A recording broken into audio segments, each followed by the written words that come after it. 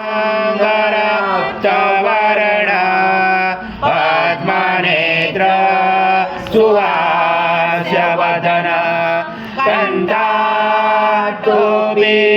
समाला दंडकमंडलोदर कट्यांगरक्षक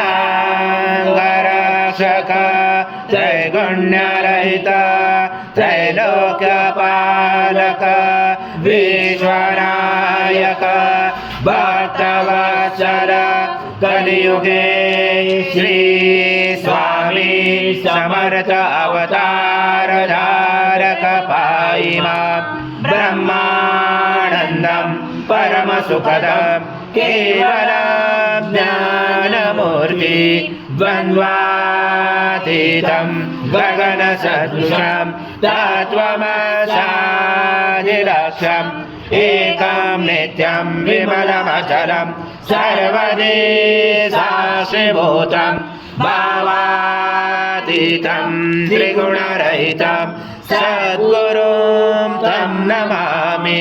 गुरुर्ब्रह्मा गुरुर्विष्णु गुरुर्देवो महेश्वरः गुरु साक्षात् परब्रह्म तस्मै श्री गुरवे नमः।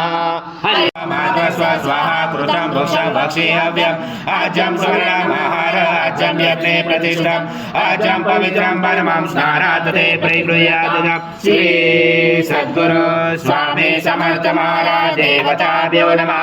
घृतस्नानं समर्पयामि घृतस्नानान्तरेण शुद्धोदकस्नानं समर्पयामि सकलपूजाते सर्वोपचाराते गन्धपुष्पं समर्पयामि शेषोपचारार्थे प्रार्थनापूर्वक नमस्कारं करोमि।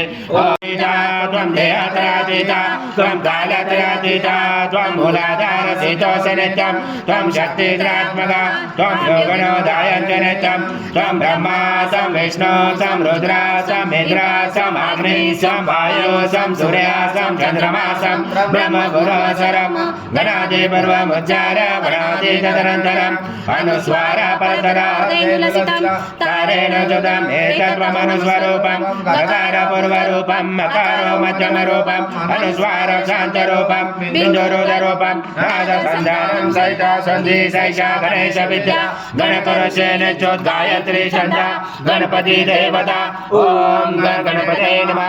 एकदन्ताय विद्महे वक्रतुण्डाय धीमहि तन्नो दन्ती प्रचोदयात्।